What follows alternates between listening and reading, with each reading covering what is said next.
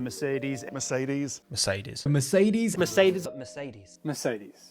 They have been the bane of every other F1 team in the hybrid era. The one to beat, the pinnacle of motor racing vehicle for not 1, not 2, but 7 years.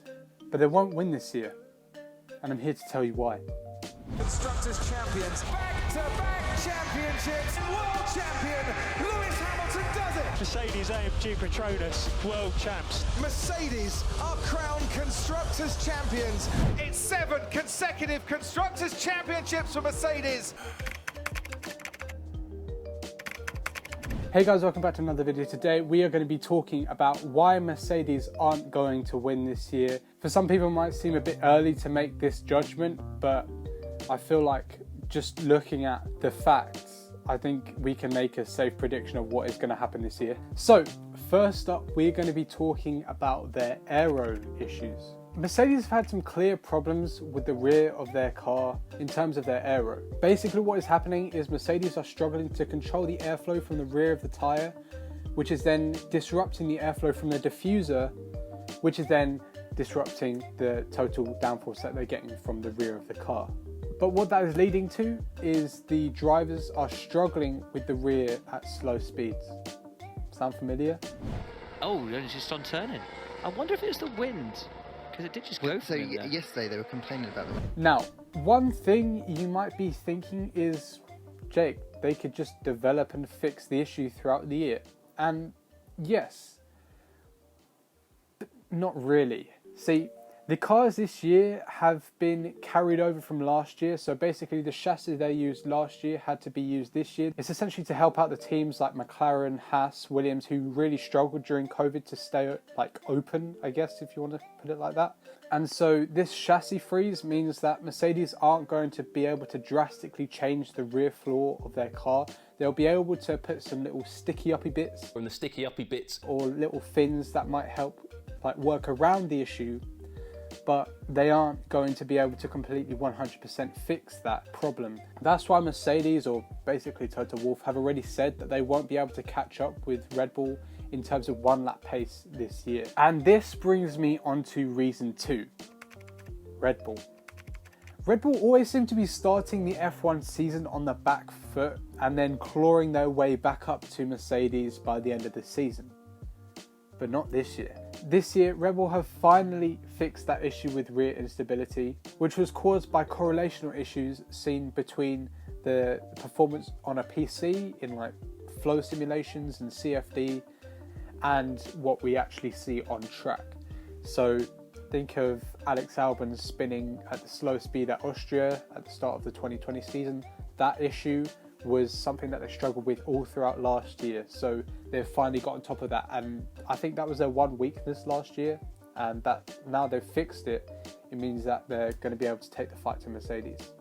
Now, as I said, Red Bull is strong this year. We have seen all throughout winter testing that the car is performing beautifully on a sixpence, as Brundle might say, and it's good to see, but not if you're Mercedes.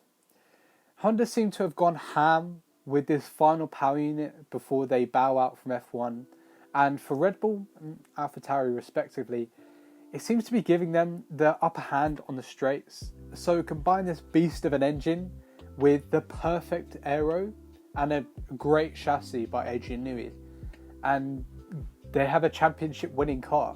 Compare that to Mercedes, who have decent engine, definitely second best. Is very close between Honda and Mercedes. Honda just have the edge, and they have an unstable aero setup, and they don't have a championship winning car. We have seen in the past Mercedes being able to count on a team performing badly to take home the bacon. For example, Ferrari, who have the worst strategist motor racing has ever seen. But Red Bull aren't one of those teams, at least they aren't usually. If we take a look at the performance between Red Bull and Mercedes at Bahrain, everyone was like, oh my days, we're finally going to see a championship battle between Red Bull and Mercedes. But I don't think it's going to be that amazing. Actually look at Bahrain. Max was near perfect in every session. What did we see? Practice, Max fastest in all sessions. Quali, Max 4/10 faster than Hamilton And then when it came to overtaking Hamilton in the race, yes, okay, it was illegal. There's a lot of controversy over it, and he had to give the position back. But the fact that he could follow Hamilton in his dirty air for the remaining laps after proved that he was much faster than Hamilton. There were other factors coming into it like tyres, etc. But Max was 100% faster than Hamilton in that race.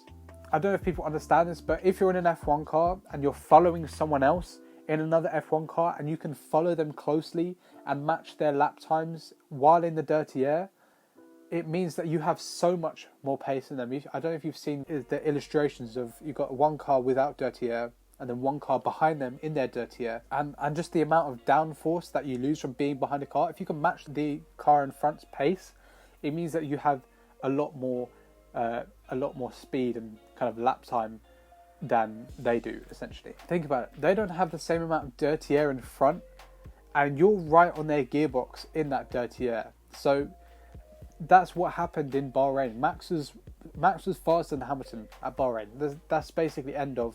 He was on his gearbox in the dying stages of the race, and I don't think that it's going to be as monumental a fight as we all hope for. For me, it's like Mercedes have been caught napping and Red Bull have jumped them in terms of performance. Toto Wolff was saying that, oh yeah, the regulation changes are designed to affect the top team, obviously talking about them, and has really affected the low rake setup. I mean, for me, it's quite funny to see Racing Point, now Aston Martin, who copied Mercedes' car, now suffering with the same issues Mercedes are having, but to a worse extent. I guess that's karma, if you want to call it that, but that's quite funny. But yeah, as I said, it seems like Red Bull have jumped Mercedes in performance now. They are the captain now. Look at me, sure. Look at me, sure. I'm the captain now. You like a bush? Flower? Kind of thing, you know. And they've become the new Mercedes, the dominant figure that we have all come to know. And we are going to get very bored of Max winning every race.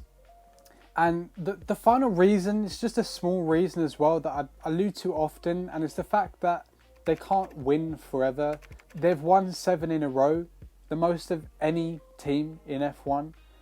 The only stat that seems to come close is Ford Cosworth as an engine supplier, winning 7 consecutive Constructors' Championships. But that was with different teams, so it's not the same thing. No one has really come close. They've had a good run, but I believe their time is up, unless they can bounce back in 2022. But that is it for today's video, guys. Thank you very much for watching. Like, sub, all that good stuff. All the socials below in the video description, go check them out. I just want to say thank you very much for watching, and I'll see you next time. Bye bye.